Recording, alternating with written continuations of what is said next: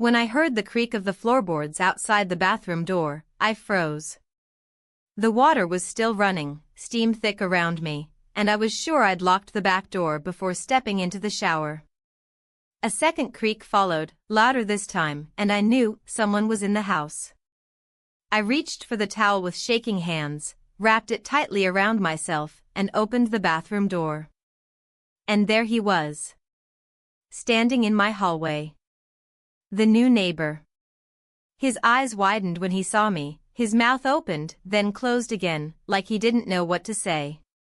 I clutched the towel tighter. "I'm sorry," he finally said, "I thought this was the back entrance to the garage." I knocked. No one answered. His voice was calm, but there was something else in it too, hesitation, awareness. I should have told him to leave. Should have shouted. But I didn't. I just stood there, wet hair clinging to my shoulders, heart hammering in my chest, as a strange quiet settled between us. It was the kind of silence that didn't feel empty. It felt loaded. I didn't say a word. I couldn't. He turned, walked away, and the door clicked softly shut behind him. But the air still crackled, and I knew, standing barefoot on the hallway tiles, that something had just shifted. Something small. But irreversible.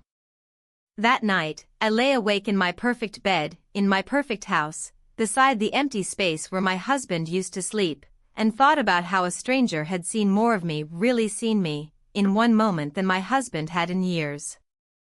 And it terrified me. Not because of what might happen next, but because I realized something already had.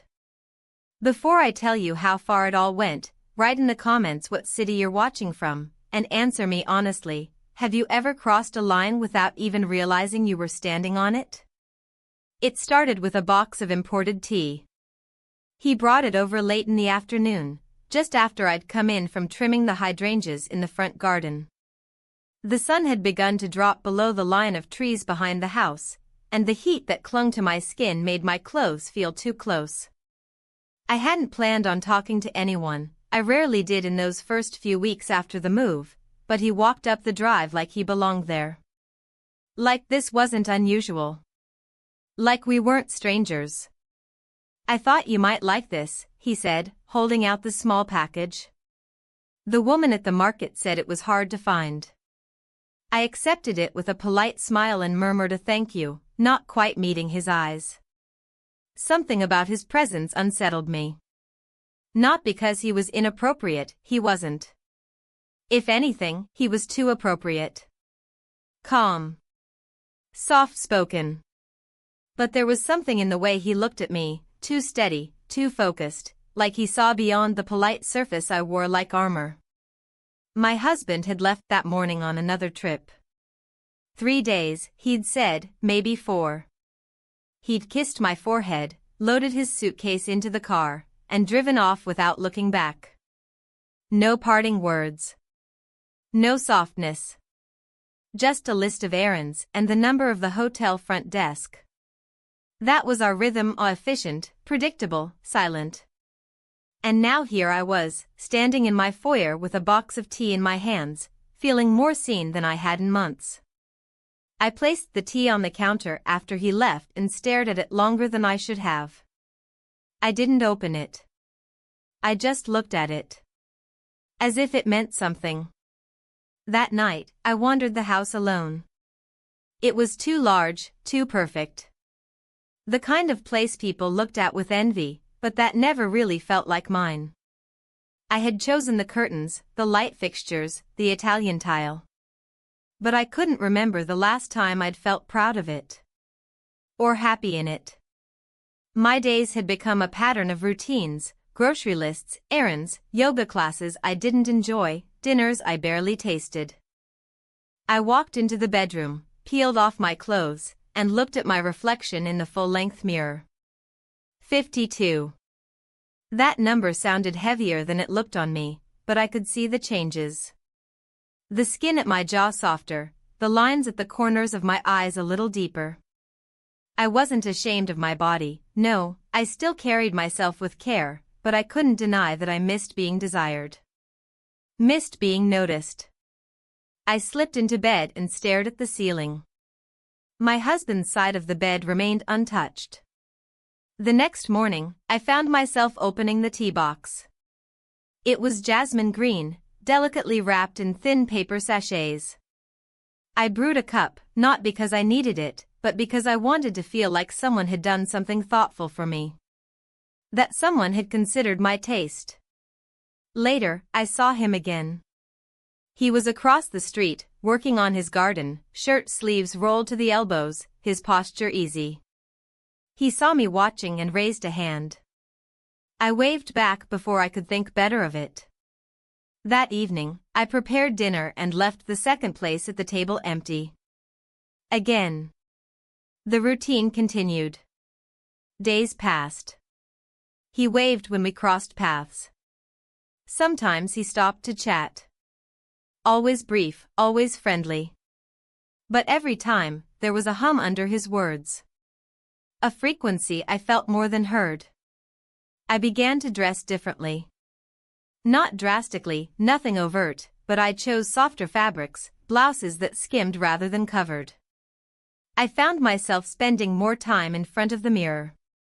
Not to impress, but to remember.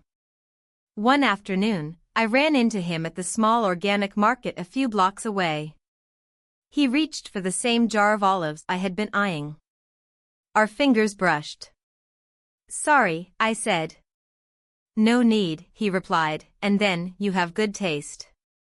I laughed too quickly, and he noticed. He always noticed. We left the store around the same time. He offered to walk me to my car.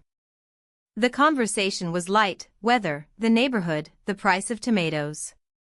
But something passed between us again in the pauses. In the way we didn't rush. In the way his eyes lingered a second longer than they should have.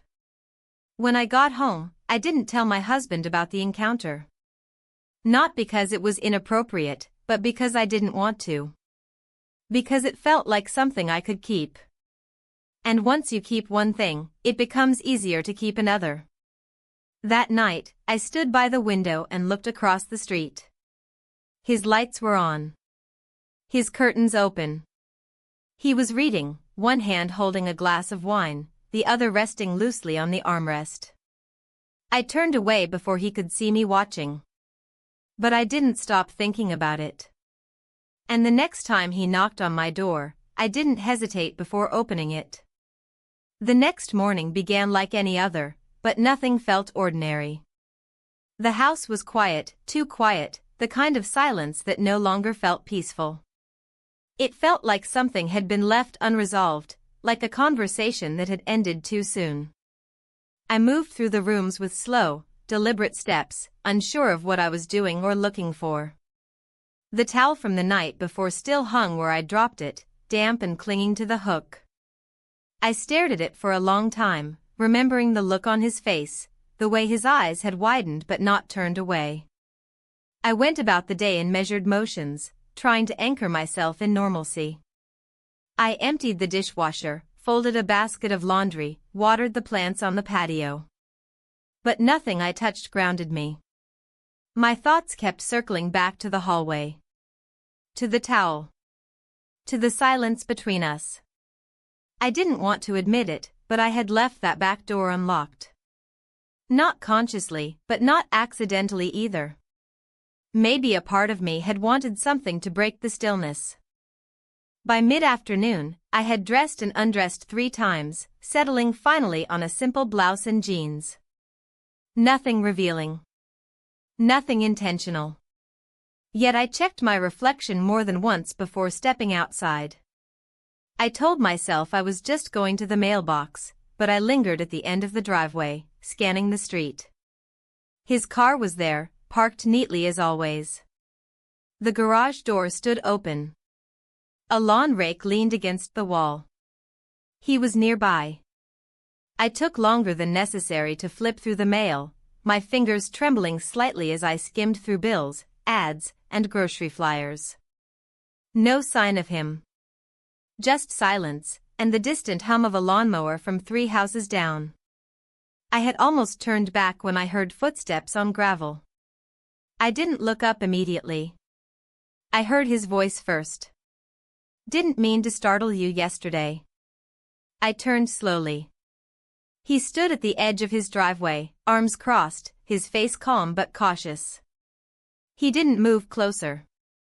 "I should have knocked louder," he added. My voice felt tight when I spoke. "It's all right." I left the door unlocked. He nodded, as if he already knew. Then silence again. Not awkward, just watchful. "I made too much coffee," I said, surprising even myself with the words. "If you're not busy." His brow lifted, only slightly, and then he nodded. "Sure." We walked back in silence. I noticed how he kept a respectful distance, letting me lead the way. I told myself this was just coffee, just 2 neighbors. Nothing unusual. Nothing that would make headlines. But my heartbeat betrayed me. Inside, I moved without thinking, placing mugs, sugar, cream. The motions were too fluid for someone just being polite. I realized I'd done this before, for guests, for friends. But never with this much awareness of my own body. We sat across from each other at the small kitchen table, the one I'd bought because I loved its imperfect wood grain. The sun came in through the blinds in stripes, casting shadows on his hands as he wrapped them around the mug. We talked, at first about simple things, the neighborhood, the weather, the poorly managed HOA. But with every word, the edges softened. He asked how I liked the house, if I missed where I'd lived before. I told him the truth, that the house was beautiful but lonely. That I hadn't really made friends here. That the quiet sometimes felt oppressive. He didn't offer comfort or pity. He just listened. That alone made me feel seen. "I grew up in a loud house," he said. "I still don't sleep well without noise." I nodded, understanding more than I expected to. We didn't talk about the hallway. Not directly. But it hung between us, like a photo placed face down on the table, present, but unseen. When he stood to leave, I walked him to the door. I didn't know why. Maybe it was habit. Maybe something else. His hand brushed my arm as he reached for the doorknob, just a light touch, barely a second. But it burned. We kissed. There was no build-up. No lean-in, no tension-filled pause. It just happened. Our lips met, gently, briefly. And then it was over. He pulled back first. I didn't speak. Neither did he. He nodded once and walked out, leaving the door half open behind him. I stood frozen in place, the warmth of the moment still on my lips, unsure whether to close the door or follow. I closed it. Slowly. Carefully. As if sealing something inside. The rest of the day passed in a haze.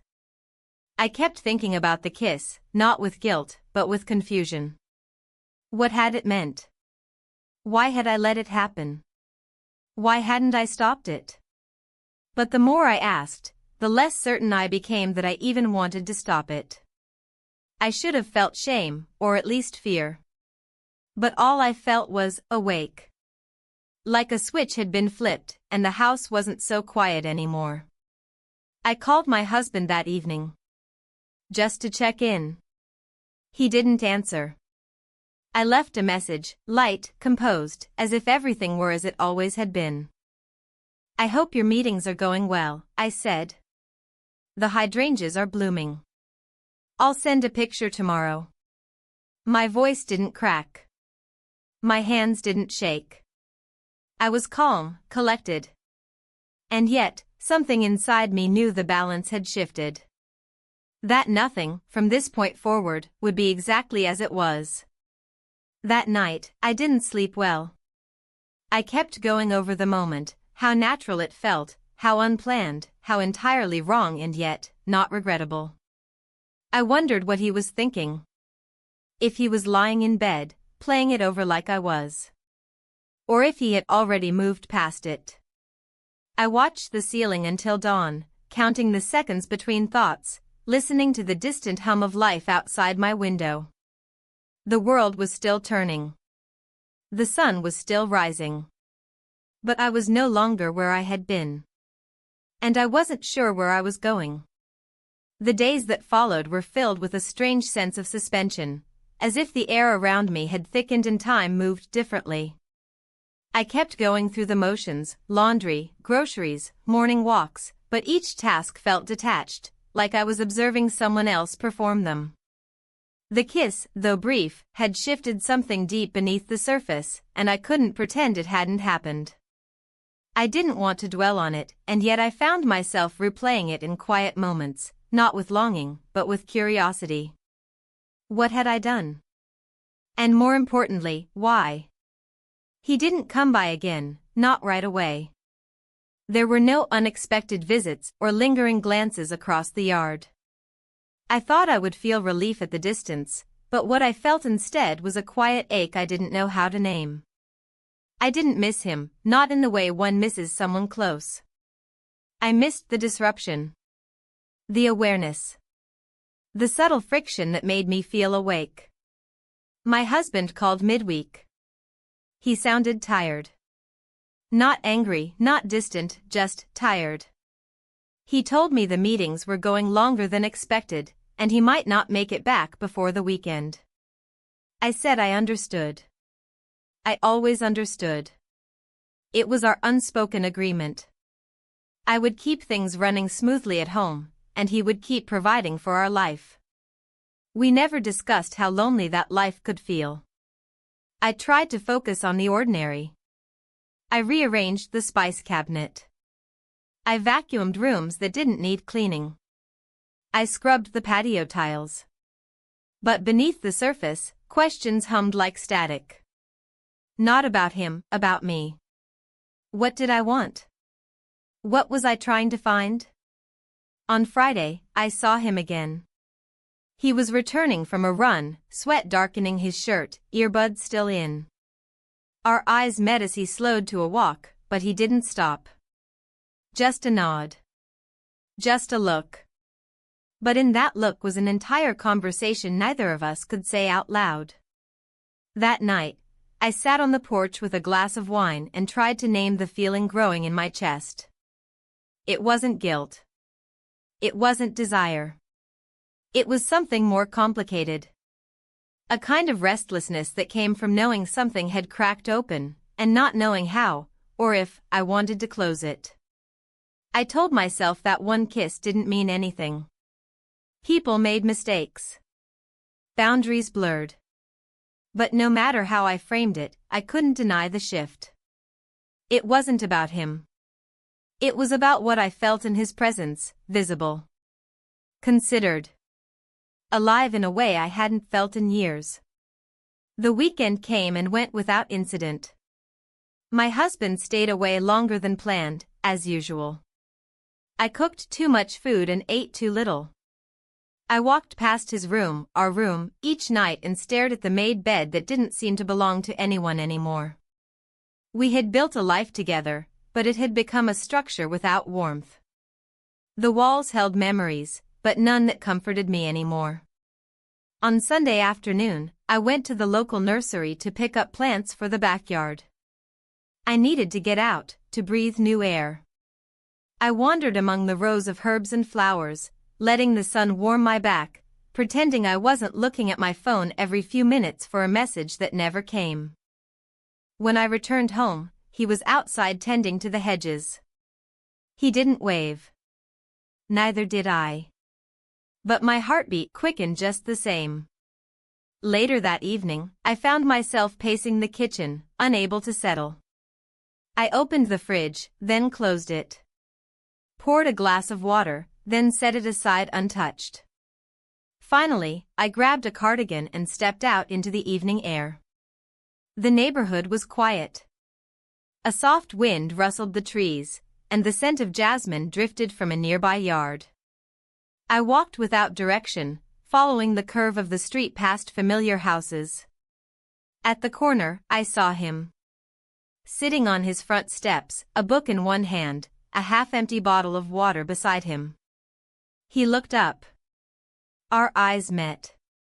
He didn't smile, but he didn't look away either. I turned and walked back home. Inside, I stood in the middle of the living room, unsure what I had just done. Why had I gone out? Why had I walked that way? And why did I feel as though I had just stood on the edge of something without falling, yet? That night, I wrote in my journal. I hadn't written in weeks. The words came slowly at first, but then faster, Messier. I didn't write about him. I wrote about myself. About how I felt invisible in my own life. About how I missed laughter that wasn't polite, silence that wasn't loaded. I wrote about the sound of the house when I was alone. About how even the ticking of the hallway clock had begun to irritate me. The next morning, I deleted the journal entry. Not because I regretted it, but because I didn't want to read it again. Instead, I went to the market. I bought fresh bread, soft cheese, figs. I didn't need them. I just wanted to fill the house with something that felt indulgent. Something that wasn't about efficiency or planning. Something for me. On the drive back, I considered taking the long route home, but I didn't. I pulled into the driveway, groceries in the passenger seat, and sat for a few minutes before getting out. He was outside again. Trimming a tree branch. His back was turned. I wondered if he had seen me pull in. I didn't linger.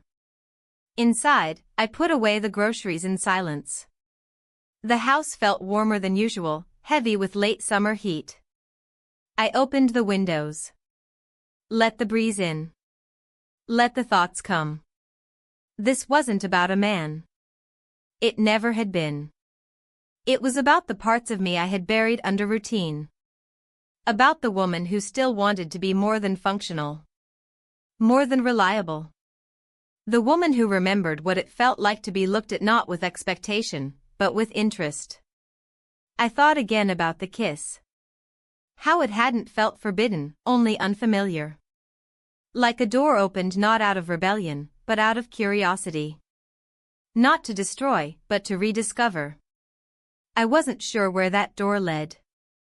But I knew I had walked through it. By midweek, the weight of everything I hadn't said or done had settled into a strange stillness.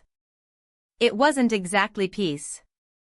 It was more like the quiet you feel after a storm passes but before you assess the damage. I wasn't running from guilt or hiding in shame. But I couldn't lie to myself either. Something had changed. In me. Around me. And I wasn't ready to go back to the version of my life that had felt so numb for so long. That morning, I stood at the kitchen sink rinsing a mug that hadn't been used.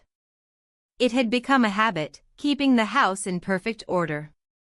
A way to occupy my hands when my mind wouldn't quiet down. I stared out the window, watching the wind move through the trees at the edge of the yard. It was the kind of view I used to imagine I'd love. The kind of stillness that once felt like safety. But now it felt like pause. Like waiting.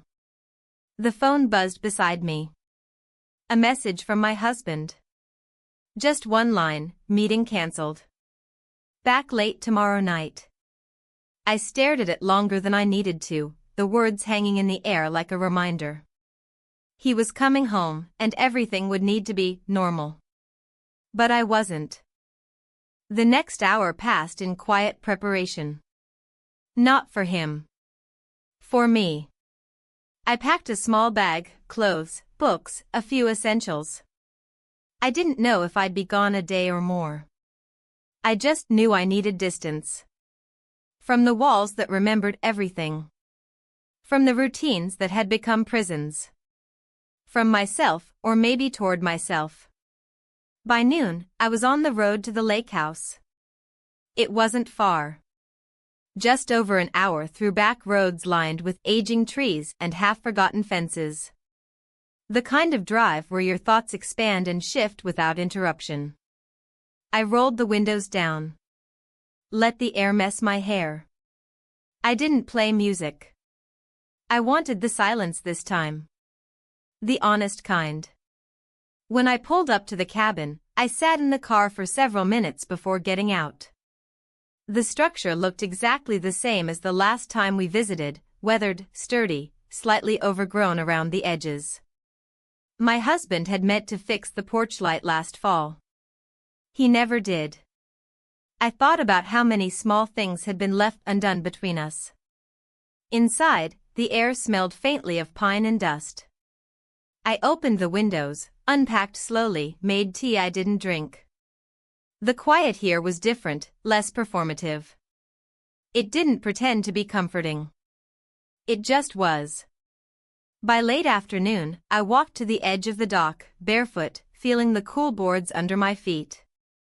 The water was still. A few birds moved overhead. Everything looked just slightly faded, like a photograph left in the sun too long. I sat with my knees pulled to my chest and let the silence settle over me. I didn't try to solve anything. I just let myself feel the weight of it all. The years. The compromises. The moments I'd chosen comfort over connection. And the ones I hadn't chosen at all, but accepted anyway.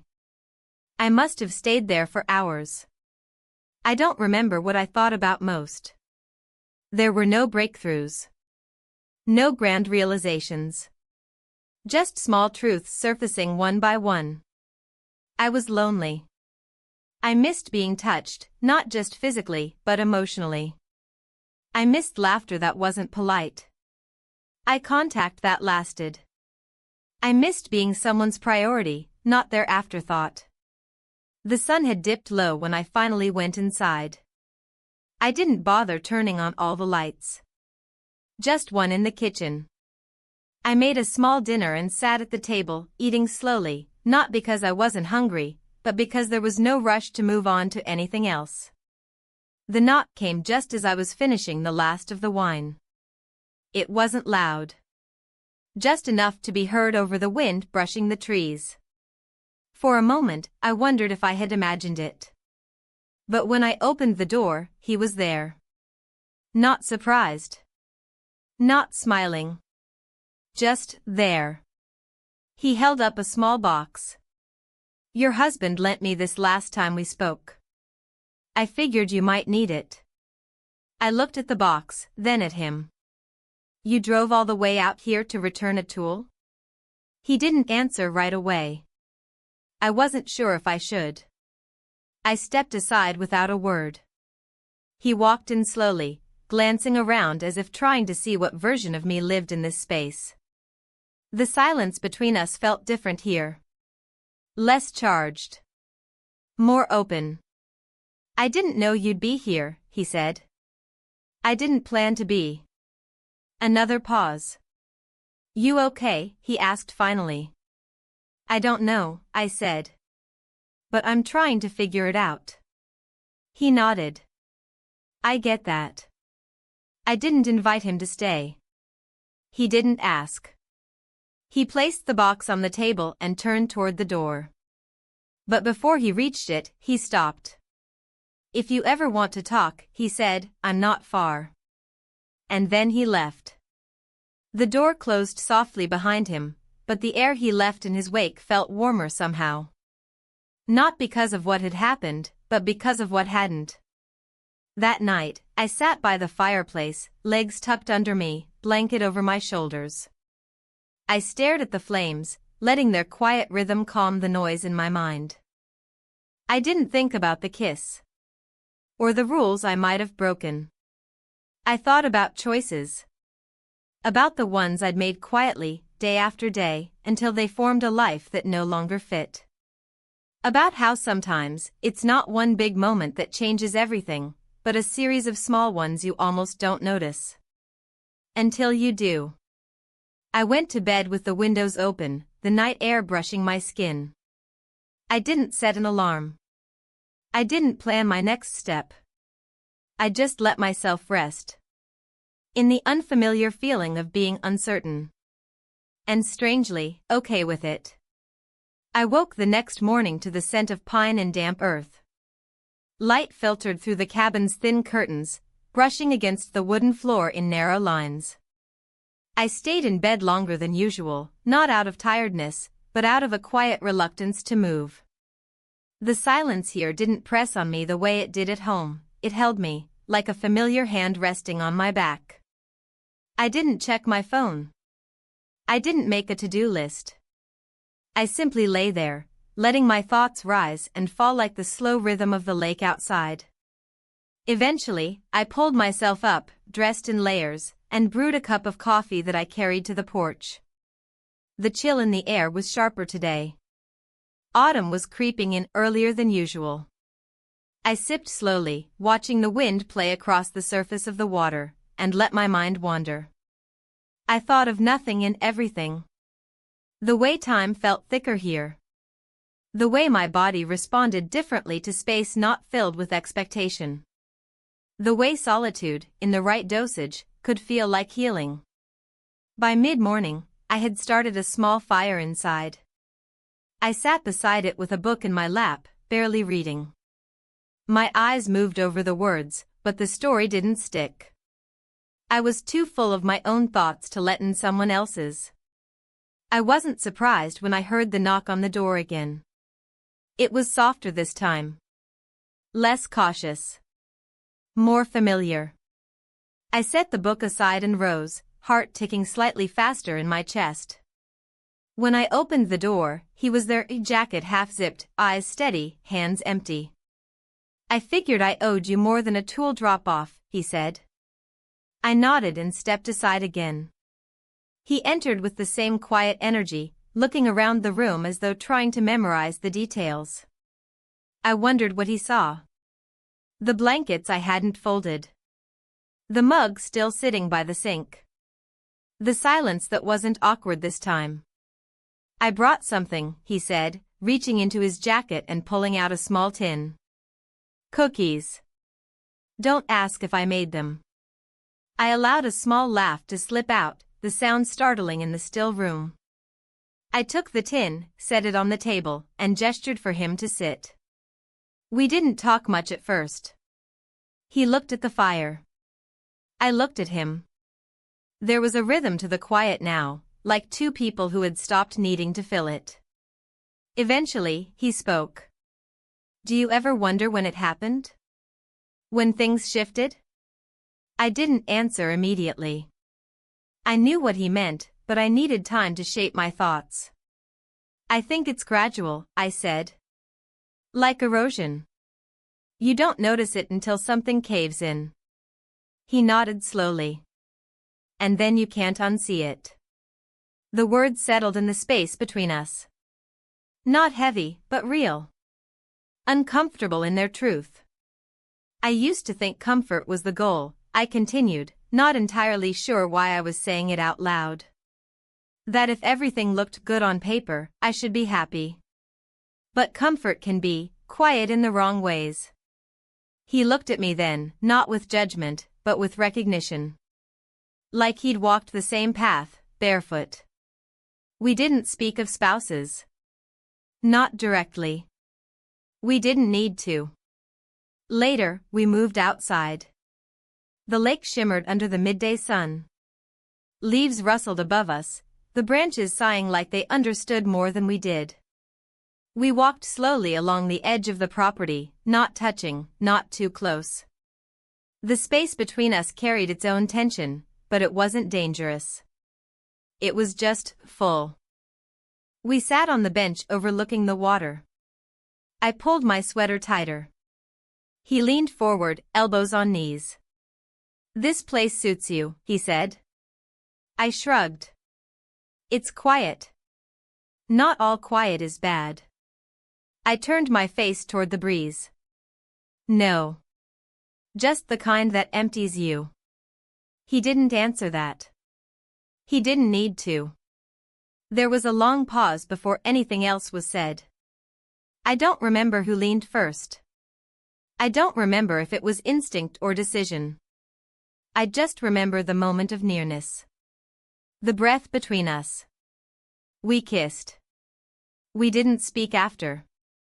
The silence returned, but this time it pulsed with something new, something soft and complicated. We stood eventually, returned to the cabin, but the rhythm between us had shifted again. He didn't stay long. He said he needed to check in with someone about something, but I didn't press. I walked him to the door, and we stood for a moment in the frame, neither of us quite ready to move. "Thank you for letting me in," he said. "Thank you for coming." It was the simplest exchange. But it meant everything. After he left, I sat by the fire again. The room felt different now. Not because of what had happened, but because of what hadn't. We hadn't talked about what it meant. We hadn't made promises. There had been no declarations. Just presence. Just a moment. And maybe that was what I had needed most. Later, I took out my journal. I didn't write about him. I wrote about how it felt to be touched gently. To be listened to without interruption. To be looked at with eyes that didn't expect or demand. I didn't know what would happen next. I wasn't even sure what I wanted. But I knew something had awakened in me. Not just desire, but awareness. Of how far I had drifted. Of how easy it was to lose yourself in a life that looked right but didn't feel right. That night, I sat on the porch wrapped in a blanket, watching the stars. I didn't check my phone. I didn't think about what I would say when my husband came home. I didn't plan. I just breathed. And for the first time in a very long while, that felt like enough. When I woke the next morning, the cabin was unusually still. The kind of stillness that feels conscious, like the walls are listening, remembering. The fire had gone out during the night, and a soft chill crept along the floorboards, reminding me that summer was nearly gone. I sat up slowly, my body heavy but not tired, my mind alert in a way it hadn't been in years. I wrapped the blanket around my shoulders and stood barefoot at the window. Outside, the lake stretched wide and quiet, its surface almost mirror-like. A heron moved through the shallows, long legs silent and precise. Nothing seemed rushed. Not the bird. Not the wind. Not even my thoughts. I didn't replay the kiss. Not in detail. It wasn't something I wanted to analyze or categorize. It had happened, yes. It had been soft, respectful, and deeply real. But it wasn't about him. It wasn't even about desire. It was about a connection I hadn't realized I'd been starving for. About presence. About feeling something stir inside me that had long been dormant. I made coffee slowly, watching the grounds bloom in the filter as the steam curled upward. I didn't reach for my phone. I didn't check the time. I let the morning unfold with no agenda, no pace. I ate toast with jam from a jar I found in the cupboard and sat by the fire, relit and crackling again. The flames danced lazily, throwing small shadows against the wooden walls. Later, I stepped outside and walked the perimeter of the property, letting my feet find their own rhythm through the damp grass. I paused by the dock and sat for a while, knees drawn up, elbows resting. The breeze played with the ends of my sweater. I tried to trace back the series of events that had brought me here, not just physically, but emotionally. There was no single moment to point to. No dramatic rupture. Just the slow, quiet erosion of connection. And now, in its absence, I was beginning to see the shape of myself more clearly. By afternoon, I had returned inside and opened the windows to let the crisp air move through the rooms. I swept the floor, not because it needed it, but because it grounded me. With each motion of the broom, I felt my mind still further. When I finished, I sat down with my journal again. But this time, the words came differently. Not in spirals of confusion or ache. But in clarity. I wrote about the rituals of my life. About the difference between habits and nourishment. I wrote about silence, the good kind and the bad. I wrote about how many times I had smiled without feeling joy. About how often I had said I'm fine when I wasn't even sure what I felt. I wrote about the version of myself I had performed for years, and how thin that version had become. I didn't write about my husband, but he lived between the lines. His absence wasn't loud. It was simply there. Like a coat permanently hanging by the door, no longer worn. In the late afternoon, I took a book outside and sat under the maple tree near the edge of the lot. The sun filtered through the leaves in flickers, making it hard to focus on the words. My eyes drifted across the page, but again, my thoughts refused to stay inside the story. They were elsewhere. Not in worry or guilt, but in motion. I wondered if he would come back. Not out of expectation, but curiosity. I wondered what we would say if he did. Whether we'd talk about that moment, or leave it untouched. I didn't feel urgency about it. What had happened wasn't a beginning or an end. It just was. And for the first time in a long time, I didn't feel the need to explain that to anyone, not even to myself.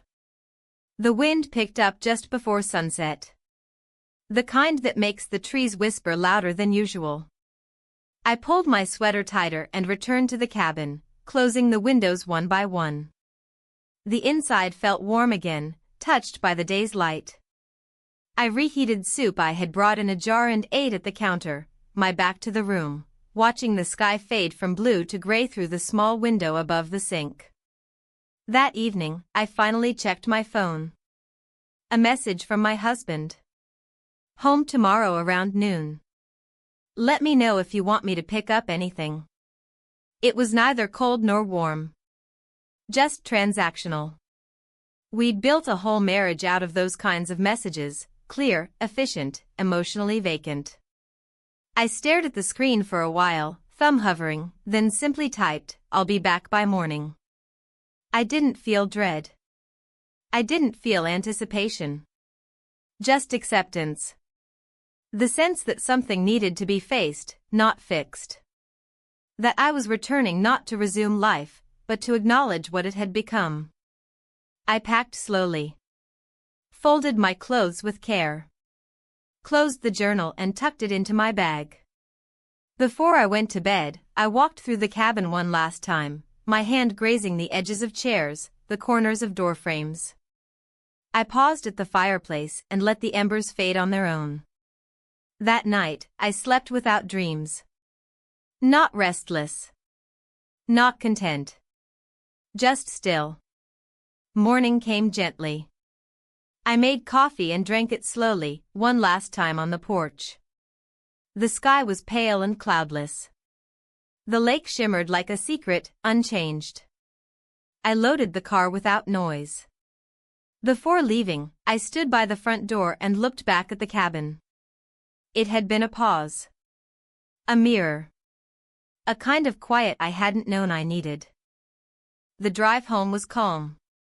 The roads familiar again. The trees arched overhead like they always had, but I noticed them differently now. Each mile brought me closer to the house, to the life that was waiting, unchanged in its routines. But I wasn't returning the same. I didn't know what I would say when I walked in. Or if I'd say anything at all. But I knew this, I was done pretending nothing had shifted. I had felt something real. Not just with him. But within myself. And even if nothing more came of it, that truth would follow me through every room I re-entered. Quietly. But undeniably. I arrived home just after 10 in the morning. The street looked the same, quiet and well-manicured, with trimmed hedges and parked cars that hadn't moved in days. My driveway was empty, but the house didn't feel vacant. It stood tall and orderly, the kind of house people pointed to with admiration.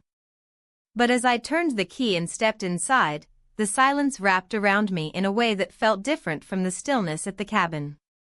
This was structured silence. Arranged. Maintained. Not for peace, but for control. Everything was where I'd left it. The kitchen spotless. The air faintly scented with lavender from the automatic diffuser near the pantry. I set my bag down gently, walked through the house as if entering someone else's life, and opened the windows one by one. Letting the air move. Letting it all breathe. I unpacked slowly. My clothes carried the scent of the lake, wood smoke, pine, late summer air. I folded them neatly, placing each item where it belonged, but the motion felt hollow. This house, our house, was designed for efficiency. Not comfort. Not reflection. It was a place of routines. And I had been their architect. The garage door rumbled open just before noon. I didn't move to greet him. I stayed in the living room, sitting on the edge of the couch, hands resting loosely on my lap. When he entered, I heard the thud of his shoes on the mat, the metallic click of his keys landing in the ceramic dish by the door. He called out, asking if I was home.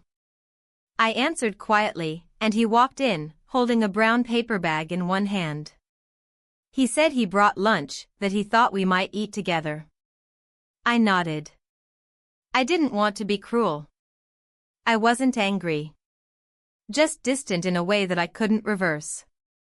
We sat at the table. He unpacked sandwiches, placed them on small plates, and asked about my time at the cabin. I told him it was quiet. That I read, walked, rested. He nodded. Said that sounded good. Said he was glad I took time for myself. But his eyes didn't ask for more. He didn't press. He didn't wonder what I might have discovered in the silence. And I didn't offer. We ate in near silence, with only the occasional mention of something practical, the lawn, a neighbor's renovation, an upcoming bill. I watched his hands as he reached for the napkin, as he chewed, as he glanced at his phone twice during the meal. I remembered those hands differently. I remembered what it used to feel like to be touched by them, when intimacy still lived between us. But now, those memories felt like they belonged to someone else's life.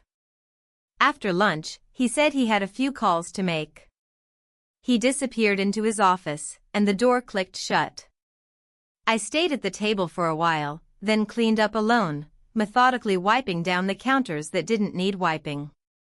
I moved through the house the rest of the afternoon like a guest. Straightening a pillow here, adjusting a picture frame there. Not out of need, but out of old reflexes. There was nothing for me to fix, and yet I couldn't be still. By early evening, I felt the restlessness building in my chest, that low hum that had become familiar.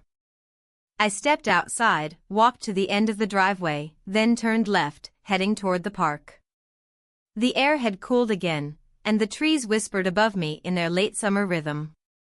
The walk was slow, intentional. I didn't know where I was going. I just knew I couldn't stay in the house another minute. I passed his house without meaning to. His car was there. Lights on in the front room. I kept walking. But something pulled me back. Not impulse. Not desire. Just gravity. I crossed the street, stood for a moment at the edge of his walkway, then stepped forward. I didn't knock. I didn't need to. He opened the door as if he already knew. We stood in silence for a moment. He didn't look surprised. He didn't smile. He just stepped aside, and I walked in. The house was warm. Lived in. The opposite of mine. Books not aligned perfectly. A jacket slung over a chair. Music playing softly from another room. Nothing showy. Just real. I sat down on the couch without being asked. He joined me after a moment, not too close, not too far. We didn't speak. We didn't need to. He offered me tea. I nodded. He disappeared into the kitchen. I listened to the sounds of cabinets opening, water filling the kettle, the click of the burner. These small, ordinary sounds felt like grounding. Like proof of something steady in a world I had started to question. He returned with 2 cups. We sipped in silence. And then, slowly, the conversation began, not about what had happened, but about everything around it. We spoke of aging. Of the strange invisibility that sometimes comes with stability. Of how easy it is to drift from yourself without realizing you've left. He told me about the years after his divorce. How even when the papers were signed, it took him longer to unlearn the quiet. I told him about my marriage, carefully. Not cruelly. Not bitterly. Just honestly. How it hadn't been broken, but had hollowed. How the routines had become barriers. How I had started to feel like a memory being kept alive out of obligation. He didn't interrupt. He didn't judge. He just listened. Eventually, our cups emptied. The light dimmed. And we were just sitting there, 2 people who had found something familiar in one another. We spent the night together. I won't describe how. Not because it was shameful. Not because it was something secret. But because some things live better unspoken. Not for hiding, but for holding. What mattered wasn't what we did, but what we allowed ourselves to feel. The honesty. The presence. The moment stripped of expectations. By morning, I left quietly.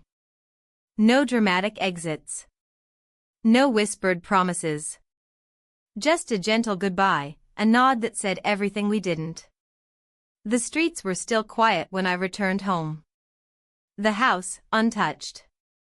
The same dish in the sink. The same breeze moving the curtains. But I moved through it differently now. I didn't know what came next. But I knew I could no longer pretend I hadn't crossed a line that changed everything. Not because of what I had done. But because of what I had awakened in myself. The morning after, I moved through the house like a shadow. My husband was already gone by the time I came downstairs, the usual note on the kitchen counter marking his departure, early client meeting. Back late. There was no mention of dinner. No question about my plans. Just a schedule, a placeholder for connection. I stood in the kitchen for a long while, staring at the note as if it were written in another language. It wasn't cold or dismissive. It was functional. That was worse, in some ways. Indifference disguised as routine. I brewed coffee, but the act felt mechanical. I didn't crave the taste. I needed something to fill my hands, something to make the silence seem chosen rather than inevitable. I held the cup without sipping, the warmth anchoring me to the present moment, even as my mind drifted elsewhere. The house smelled the same, lavender and citrus from the diffuser, fresh detergent from yesterday's laundry. Everything clean. Everything still. But I felt different. My body carried something new. A stillness, yes, but not the empty kind. A quiet knowing. The kind that comes after a long exhale. I walked through each room slowly. Not inspecting. Not tidying. Just moving. The space felt unfamiliar and overfamiliar all at once. I paused in front of the hallway mirror. My reflection met me evenly, no guilt in my eyes, no fear. Just a recognition. A woman who had crossed a threshold, not for someone else, but for herself. By mid-morning, I decided to take a drive. I didn't tell anyone. I didn't leave a note. I needed to be somewhere that didn't echo my thoughts quite so loudly. I packed nothing. I didn't even plan a destination. I simply got into the car and let the road unfold. The farther I drove, the lighter I felt. Not in a joyful way, but in a way that hinted at freedom. The kind that starts not with a grand gesture, but with an honest breath. The city slowly faded behind me, replaced by open roads and dry fields lined with telephone poles that looked like punctuation marks in an otherwise blank sentence. Eventually, I pulled into a small town I barely remembered from a past road trip. A single main street. A bakery. A bookstore. A handful of shops with fading signage. It was the kind of place where everything moved just a little slower, and people didn't look past each other. I parked and walked without hurry, wandering past antique shops and cafes. I stepped into a bookstore, its aisles narrow and cluttered. The scent of paper and dust calmed me. I traced my fingers along worn spines without reading titles, absorbing the quiet hum of a life not my own. The woman at the register didn't ask questions. She simply smiled as I left with a small poetry collection I hadn't meant to buy. The kind of book I would have once ignored. The kind that now felt like something sacred in its quietness. Back on the road, I drove aimlessly again, letting time blur. I passed a sunflower field, rows of yellow heads bending under the weight of late summer. I pulled over and stepped out, standing at the edge, the scent of earth and pollen thick in the heat. I stood there for minutes, maybe longer. Just breathing. Letting go. Eventually, I turned back toward home. The return was slow, the sun dipping lower with each passing mile. I thought about the day not as an escape, but as a return to something I had long neglected. Space. Solitude. Self. When I arrived, the house was still empty. I didn't rush inside. I sat in the driveway with the windows rolled down, listening to the crickets stir in the dusk. Lights flicked on in a few neighboring houses. Domestic rhythms playing out behind windows. I wondered how many women were inside, folding laundry, stirring pots, answering questions they'd stopped asking themselves years ago. I finally entered the house as night settled fully. The air inside was cooler now. I left the lights off, walked to the living room, and opened the windows again. The scent of the outdoors seeped in slowly, carrying the sound of wind through leaves, a distant bark, a passing car. I stood in the doorway to our bedroom. The bed was made, untouched since morning. I didn't move toward it. I returned to the hallway, stopped in front of the mirror again. I wasn't looking for changes in my face. I was looking for something deeper. A softness, perhaps. Or strength. I wasn't sure. Later that night, I sat outside on the back patio, wrapped in a shawl, sipping tea I didn't remember preparing. The stars were out, scattered across the sky like breadcrumbs leading nowhere in particular. I traced the patterns with my eyes, remembering how I used to know the names of constellations. I didn't anymore. That loss felt small but telling. I thought of him. Not in longing. Not even in gratitude. Just in clarity. What happened between us wasn't a disruption. It was a reminder. That I still had choices. That I hadn't disappeared into the shape of someone else's life entirely. My husband returned home just after 9. I heard his key, the familiar click, the predictable sigh as he stepped inside. I didn't greet him. I stayed where I was, invisible in the shadows of the patio. He called my name softly once, then again with more emphasis. I didn't answer. He didn't look further. I heard the fridge open, the rustle of packaging, the sound of water running. Then silence. A drawer. A light switched off. Footsteps up the stairs. He hadn't seen me. And I realized I didn't mind. I stayed outside until the air grew too cold for comfort. Then I came inside and passed the mirror once more, pausing long enough to register my own reflection again. It didn't feel like betrayal. It felt like returning. Not to someone, but to myself. The morning sunlight filtered through the blinds in long, soft strips, casting warm lines across the floor. I sat at the edge of the bed, fully dressed though I hadn't planned on going anywhere. My feet didn't touch the ground just yet. I remained still, hands folded loosely in my lap, eyes drifting from one object in the room to another. Everything looked the same: bed neatly made, framed pictures on the walls, the small tray of perfume bottles on the dresser. But everything felt different. Downstairs, I could hear the subtle sounds of my husband moving about. The familiar cadence of his footsteps. The murmur of water running, the sharp click of the coffee machine, the rustle of newspaper pages. He was performing the usual rituals, the same as every morning, unaware, or perhaps pretending to be unaware, that something between us had shifted beyond repair. I didn't feel anger. I didn't even feel disappointment. What I felt was harder to define. A kind of quiet clarity. A weight that had settled in my chest, not with pressure, but with understanding.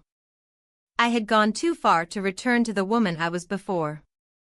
The lines had been crossed, not just between two people, but within myself. And even if no one else ever knew, I did. And I would carry that truth in every conversation, every choice, every silence. Eventually, I stood and made my way downstairs. The kitchen smelled of fresh coffee and toasted bread. He was sitting at the table, glasses perched low on his nose, scanning something on his phone. He looked up as I entered, offered a neutral good morning. I responded in kind, my voice level, careful. He asked if I had plans for the day. I said I might run errands. We exchanged a few more sentences, but none of them touched anything real. He didn't look at me too long. Didn't search my face. And I didn't give him reason to. After he left, I stood at the kitchen counter, staring at the spot where his cup had rested. A faint ring of moisture remained, slowly fading. I wiped it clean, then turned away. That small gesture felt symbolic in a way I hadn't expected. The rest of the day passed in pieces. I walked through the neighborhood, waved to a neighbor I barely knew, browsed through a boutique downtown without buying anything. I sat in my car afterward, watching people pass by, couples holding hands, children skipping ahead of tired parents, a man sipping coffee alone on a bench. I wondered about their lives. What they carried. What they hid. By mid-afternoon, I found myself parked outside the grocery store but couldn't summon the energy to go inside. The list I had prepared sat folded in the passenger seat, untouched. I didn't need anything, not really. I started the car again and drove aimlessly through familiar streets. Each turn brought me closer to something I couldn't quite name. When I pulled into our driveway, the street was still. His car wasn't there. I stood at the front door longer than I needed to, keys in hand, thoughts quiet. Inside, the house greeted me with its usual order. The diffuser released another timed puff of citrus and eucalyptus. The mail sat untouched on the side table. I made tea, not because I wanted it, but because I needed the process. The rhythm. Boil. Steep. Wait. I cradled the cup between my palms and stood at the back window, watching the trees shift in the breeze. My phone buzzed softly on the counter. A message from him. The neighbor. No words, just a photo of the lake. Taken from the bench where we had once sat. The water was calm. The sky overcast. The dock stretching out like a thought left unfinished. I stared at the image for a long time, unsure whether to reply. Eventually, I turned the screen face down and walked away. That evening, my husband returned earlier than expected. He carried 2 grocery bags and a tired smile, said he thought we could cook dinner together. I agreed. Not because I wanted to, but because it felt easier than explaining why I didn't. We moved around the kitchen in practiced motion. He chopped vegetables. I stirred pasta. We didn't bump into each other, didn't laugh, didn't pause. We were two people performing a scene we'd rehearsed too many times. When dinner was ready, we sat and ate without urgency. He talked about his day. I listened. Nodded. Asked a few polite questions. At one point, he mentioned a trip he might take in a few weeks. Another conference. Another hotel. Another few days of silence. I said nothing. After dinner, we cleaned up together. As he rinsed the dishes, I noticed how tired his shoulders looked, how his hands moved slower than they used to. There had been a time when I loved those hands. When I reached for them first. Now I watched them like I would a stranger's. Familiar. But not mine. That night, lying in bed, I stared at the ceiling long after the lights were out. His breath settled into a steady rhythm beside me. Not close. Not far. Just there. I turned onto my side, facing the window. The moonlight filtered through the blinds, faint and cold. I thought about everything I hadn't said. Everything I had felt. Everything I had done. And I realized something that struck me more deeply than I expected. It wasn't just about love. It wasn't about betrayal. It was about absence. About all the moments we had let pass without noticing each other. About the spaces we had left unspoken. About the quiet we had mistaken for peace. And now that silence had taken root. Grown. Wrapped itself around everything. I closed my eyes and let the darkness settle in. I didn't know what tomorrow would bring. But I knew this.